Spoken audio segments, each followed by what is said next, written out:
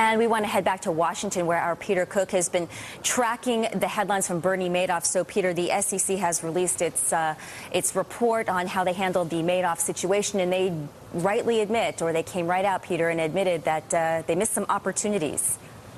Well, that's right. What this report is, again, we need to bear in mind. This is a report from the Inspector General of the SEC that was conducted, an investigation conducted at the request of then-Chairman Christopher Cox when the Bernie Madoff situation first broke. This is the end result of David Kotz's months of investigation. He handed it off to SEC Chairman Mary Shapiro, who inherited this when she took over the SEC. We've gotten her response to the report already. All that's been released is the executive summary of David Kotz's investigation, a 450-page document in full. We've gotten about, as I look here, 22 pages of executive summary. Let me read a couple key things. Some good news for the SEC. According to David Kotz's investigation, no evidence that that any SEC personnel who worked on an SEC examination or investigation of Bernie Madoff had any financial or other inappropriate connection with Bernie Madoff or the Madoff family. Nobody influenced the conduct of SEC investigations. Basically, no evidence of corruption within the SEC in terms of its handling of Bernie Madoff. It goes on to say, however, that there were several missed opportunities for the SEC to stop this sooner. The OIG, the Office of Inspector General, found that between June 1992 and December 2008, when Madoff commenced, the SEC received 6 substantive complaints that raised significant red flags concerning Madoff's hedge fund operations, should have led to questions about whether Madoff was actually engaged in trading. Finally, the SEC was also aware of 2 articles regarding Madoff's investment operations that appeared in reputable publications in 2001 and questioned Madoff's unusually consistent returns. And the report, this executive summary, goes into detail some of these red flags, some of the tips that the SEC did receive, and details what it did with these tips. And I'm joined now by Jacob Frankel here in the studio with me. He's been through the Madoff case with us on several occasions. He's a partner at Shulman Rogers, a former SEC enforcement attorney.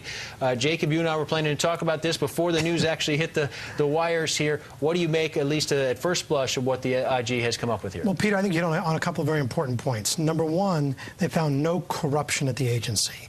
I think that was probably what everybody was in pins and needles about, was the SEC somehow in cahoots with Bernard Madoff. On the other hand, the report, or the executive summary, because we still have 450 pages and 500 exhibits that we'll be seeing presumably later this week or early next week, really are going to set forth in great detail how, in essence, the SEC just completely dropped the ball, failed in its mission. And what we have here, at least from quick glance of what literally is hot out of the printer in the executive summary, is the fact that the SEC Inspector General has returned an indictment of the SEC's compliance examination and enforcement system from 1992 to 2008.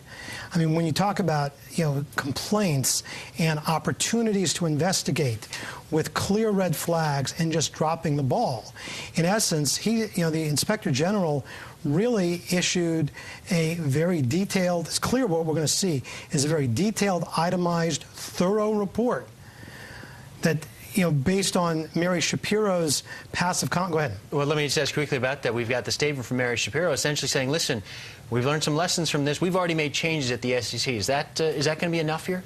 Enough? No. It's not going to be enough. The questions are, we've had, this Inspector General has issued reports that to which the SEC has closed its eyes and turned, and basically, covered its ears. The question is, are they going to follow the recommendations of the Inspector General? I mean, you have somebody here who now has basically laid it all out. The message is very clear what they did wrong. The test is going to be, will they do it better in the future? All right. Jacob Frankel, going to ask you to stay with us here in our Washington newsroom. We're going to continue to talk with Jacob Frankel, but for now, Lori, we're going to send it back to you in New York. Peter, thank you.